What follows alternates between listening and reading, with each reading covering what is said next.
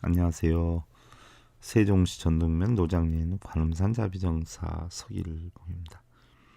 우리 불자님들이요. 우리는 인생을 살면서 한 번도 동일한 순간을 접하지를 못해요. 매 순간마다 상황이 다르고요. 기회는 다른 모습으로 다가오지요. 인생에는 어떠한 법칙이 없다는 생각인데요. 현실을 바르게 읽을 줄 알아야 하고요.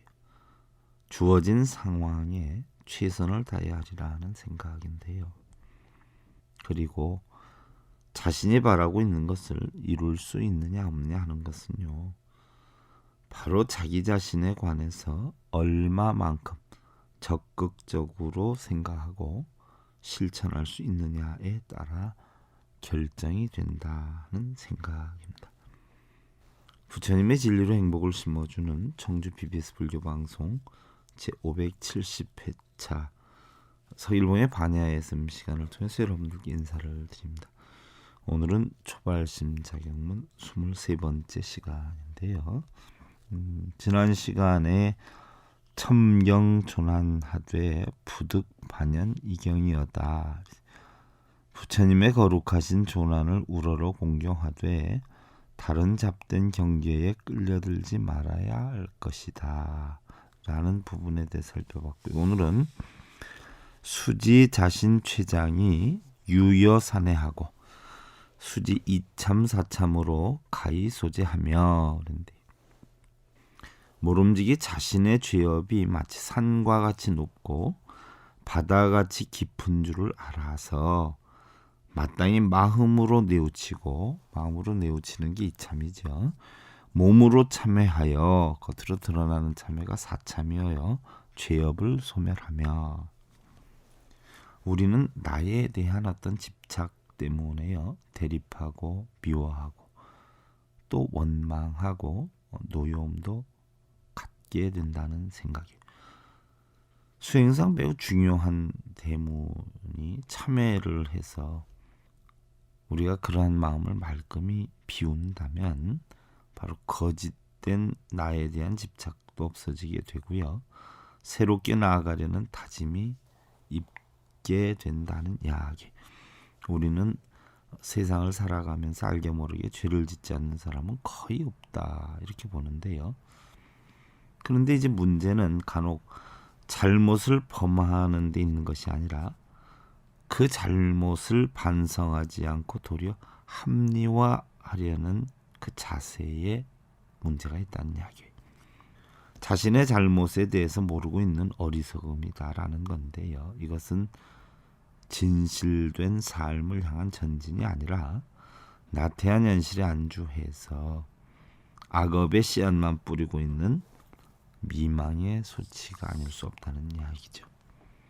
우리는 하루하루 그날의 잘못을 생각하고 이를 뉘우치고 앞으로 다가오는 모든 일들에 대한 청정한 생활을 이룰 수 있도록 참회를 해야 하는데, 참회라고 하는 것은 근본적으로 나에 대한 집착을 버리고 마음을 말끔히 비운다는 것을 뜻하는 것이에요. 그리고 참이라는 것은요, 과거의 잘못을 뉘우치는 것을 말하고요. 회다라고 하는 것은 앞으로 닥쳐올 잘못을 예방을 하고 두 번 다시는 잘못을 저지르지 않겠다라고 서원을 세우는 것을 의미를 하는 것이에요. 우리는요, 나에 대한 집착 때문에 대립하고 미워하고 원망하고 노여움도 갖게 되는 것이기 때문에 수행상 매우 중요한 대문인 참회를 해서 그 마음을 말끔히 비운다면 거짓된 나의 집착도 없어지게 되고 또 새롭게 나아가려는 다짐이 형성이 되는가 하면 또한 반성이 없는 그러한 수행자는 수도의 길과는 거리가 멀어지게 된다는 것이에요. 참회에는요, 마음속으로 하는 이참과 행동으로 하는 사참이 있는데요. 달리 이참은 실상을 관해서 죄를 면하게 하는 참회이고, 그래서 관찰 실상 참회다 이렇게 표현을 하지요. 사참은 예불, 송경 등 신구의 행위로서 참여하는 수분별 참여라고도 하는데요. 육조 대사는 참여의 정의를 이참이다라고 하면 죄무자성, 종심기, 심양멸시, 죄영망, 죄망신멸, 양구공, 시증명이 진참이다. 이걸 이참이다라고 했단 말이에요. 자성이 없는 모든 죄업을 마음에서 일어나는데 마음이 없어지면 죄 또한 없어지고 죄와 마음 모두 없애 두 가지 다 공해지면 이경지를 이루면서 진참해라 한다라고 이야기를 했고요. 또 사참이다 하는 것은 아석소조 제약업 개유무시 탐진치 종신구이 지소생 일체학은 개참이다. 아득힘은 옛날부터 내가 지은 모든 악업은 모두 다 탐진치로 말미암아 생기었고 몸과 입과 뜻을 따라 무명으로 지었기 때문에 내 이제 진심으로 모두 참회하옵니다 하는 뜻이에요. 쉽게 얘기하면 여러분들 집에서 부부간에 말다툼을 하셨단 말이죠. 그런데 내 몰랐다가 아침에 거사님 출근하는 뒷모습을 보니까 어떻게 돼요? 마음이 짠해. 다음부터는 아침에 출근할 때 내가 뭐라고 하지 말아야 되겠네. 마음이 안 편하네. 하면 그건 이참이에요. 근데 이제 자존심 상한다고 해서 하루 종일 그렇게 보내고 있으면 서로 마음이 불편하잖아요. 출근하신 분도 그렇고 집에 있는 분도 그렇고 아무리 분주하게 생활을 한다라고 해도 그럴 때는 문자를 하나 띄워드리면 돼요. 정말 죄송했다고 다음부터는 잘하겠다고 오늘 일찍 들어오시면 우리 만나는 거 준비해 놓을 테니까 일찍 들어오시라고. 나도 어떤 일을 하다가 보니까 좀 힘들었던 것 같아요. 내가 미안해요 하고 문자를 보내든가 전화를 하든가 하면 그건 사실적인 참이기 때문에 우리가 그걸 사참이다라고 표현을 해요. 사참. 뭐 요즘 표현을 안 하면은 모르잖아요. 표현을 다 하고 사는 게 좋죠. 부처님 제세 시에는 정기적인 날을 정해서 잘못을 뉘우치고 고백을 하고 악을 끊고 선을 증량시키는 포살 자자의 참여 행사가 있었는데 3장 6제일이라고 하죠. 정월, 5월, 9월 음력 초하루 보름을 3달이니까 6번 일이지 않아요. 요때에 바로 참여를 했다 이렇게 표현을 하는데요. 포살법회 때 하는 거지요. 포살법회 때 정월, 5월, 9월에서 1일하고 15일.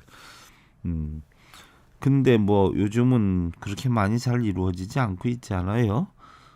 참여가 제대로 이루어지려면 말이나 어떤 육체적인 것만으로나 또한 마음속으로만 할 것이 아니라 몸과 마음이 하나가 되어서 철저한 반성과 진실된 마음의 뉘우침이 있어야 한다는 이야기. 다음에 이제 심관 능례소래 해서 개종 진성 연기하며 했는데 예경을 하는 자신이나 예경을 받는 부처님이 다 같이 참다운 진여의 성품으로부터 인연 따라 일어났음을 깊이 관찰하여 이런 뜻이 담겨 있는데요. 능례다라고 하는 것은 바로 부처님 전에 예배하는 자기 자신을 말을 하고요. 소래는 바로 예배의 대상이자 예배를 받는 그런 부처님을 뜻하는 것이고 실상이다라고 하는 거, 진성이다라고 하는 것은요. 참된 본래 성품을 나타내는 것이기 때문에 결국은 보여요. 예경을 드리는 자신이나 예경을 받는 부처님의 근본 바탕인 마음은 같은데요. 부처님은 인연에 의해서 이미 깨달은 분이고요. 자신은 이제 인연 따라 깨달음을 향해 가는 입장을 잘 인식해서 헛됨이 없도록 하라는 것이다 하는 얘기. 굉장히 보면은요. 부처님 마음이나 우리 마음이나 똑같다는 얘기예요. 선지식의 말씀을 들어보면. 근데 부처님은 바로 오온이 공한 이치를 아시고 깨달음을 얻으셨고 육신통을 하셨는데 우리는 바로 그러한 공한 이치를 모르고 있기 때문에 깨달음을 못 얻을 뿐이다라는 이야기죠. 그러나 세월이 가다 보면 또 수행을 하다 보면 그 이치를 알게 되는 수도 있는데요. 하루아침에 되는 건 아니지만 인연 따라 여건 따라 충분히 깨달을 수 있다는 생각이고 부처님께서도 사실은 우리와 똑같은 인간으로 태어났는데 우주와 인생의 최고 진리를 깨닫고 완성된 삶을 형성해서 인류 역사상 최초로 영원 불멸의 법, 우주 만유의 도리를 전세 인류에게 가르쳐 주시고, 그러니까 이게 무상 속에 무상하지 않는 거란 말이죠. 우리는 뭐 재행무상이라 세상은 다 무상하지 않아요. 그런데 무상하지 않는 게 있어요. 이게 뭐예요? 본성이란 말이죠. 본성 무상하지 않아요. 그래서 무상 속에 무상하지 않는 자기 본성을 찾는 거, 이걸 우리는 깨달음이다 이렇게 표현을 하는데요. 바로 그러한 영원한 불멸의 법을 터득을 해서 우주 만유의 도리를 전 세계 인류에게 가르쳐 주시고 보여주신 위대한 성각자이고 스승이다 하는 이야기. 부처님 80생애를 통해서 참된 삶의 이상을 몸과 마음 그리고 말로 보여주시면서 우리 기쁘게 해주고 또한 용기를 주었으며 지혜와 자비의 참된 실천을 통해서 우주와 인생의 정도를 가르쳐 주신 분이, 우리도 각자 노력을 해서 부처님과 같은 가장 보편타당한 삶을 형성시켜 나갈 수 있도록 우리도 힘써야 하지요. 근데 뭐 부처님이나 보살님한테 맨날 뭐예요? 이루게 해달라고 빌고 있으니까 혹시 뭐 여러분들 좋은 일 하면 공덕이 될 수는 있어도 깨달음은 얻기 힘들고요. 또 뭐 아침 저녁 뭐 예불이나 사시기도나 열심히 하시는 분들 역시 그 하는 순간은 마음이 편하고요. 또 공덕은 이룰 수 있지만 깨달음을 얻는 것은 아니다 하는 이야기고요. 그 다음에 이제 심신감응이 불어하야 영향상종하라 그랬어요. 부처님의 감응이 헛되지 않아서 형체를 따르는 그림자와 같고 메아리의 울림과 같이 어김없이 서로 따르고 있음을 깊이 믿어야 하느니라 그랬어요. 감응이라는 것은요, 불심이 중생의 마음 가운데 들어가고 중생이 이를 느끼는 것을 뜻하는데요. 바로 영향이다 하는 것은 그림자와 소리를 나타내는데, 그리고 상종이다 하는 것은 서로 따르거나 밀접한 관계를 의미를 하고요. 부처님의 마음이 중생의 마음으로 전도가 되어서 자신도 모르는 사이에 부처가 되고 있다는 것을 확신해라 하는 이야기죠. 우리는 매일같이 음식을 먹고 화장실을 다니지만 영양이 섭취되어서 건강을 유지하는 것이고요. 열심히 읽은 책의 내용을 기억하지 못하더라도 자신도 모르는 사이에 마음의 양식이 넓어져서 생각이나 행동이 바뀌어진다는 이야기예요.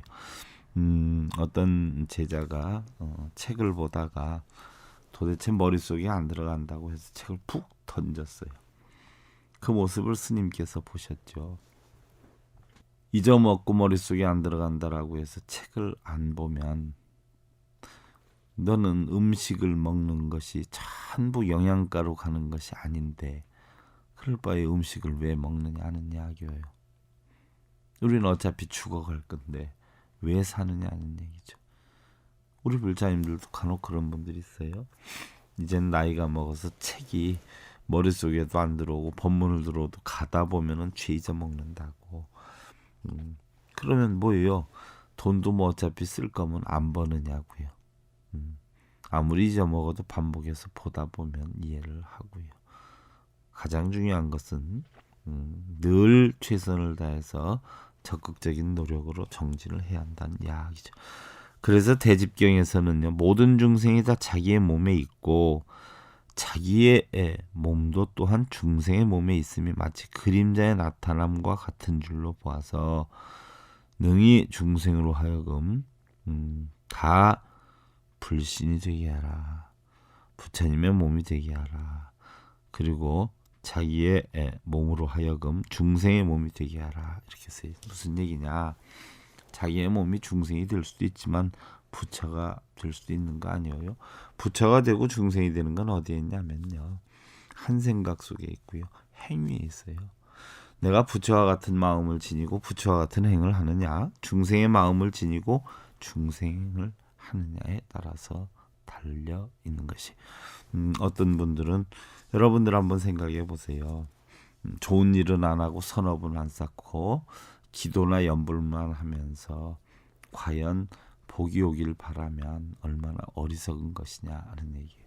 설령 기도나 염불은 안 하더라도 늘 생각이 좋은 일을 하고 좋은 마음을 내어서 주변에 도움되는, 또 가족이나 이웃에게 도움되는 그런 마음을 가지고 행을 하다 보면 결국 뭐예요? 다 부처님이 된다는 이야기죠. 그래서 자기의 몸으로 하여금 부처가 되기도 하지만 중생이 되기도 해라 하는 것이요. 바로 중생이 되어서 어떻게 돼요? 그 옆에 중생들을 구제하는 어떤 역량으로 움직이면 된다는 이야기예요. 그 다음에 여러분들 이제 다음 시간에는요, 일반 대중스님이 경계해야 될 내용에 대해서 살펴볼 것이고요. 우리 불자님들, 우리는 위만 쳐다보면서 꿈을 키워나가는 경우가 적지 않아요. 특히 집념이 강하고 성취욕이나 명예욕, 또 권력욕이 있는 사람일수록 더욱 그런데요. 우리의 모든 꿈이 성취되기는 쉽지 않다는 생각이지요. 그러나 자기가 원하는 꿈을 이루지 못한다고 해서 주변을 원망해서는 아니 된다는 생각이에요.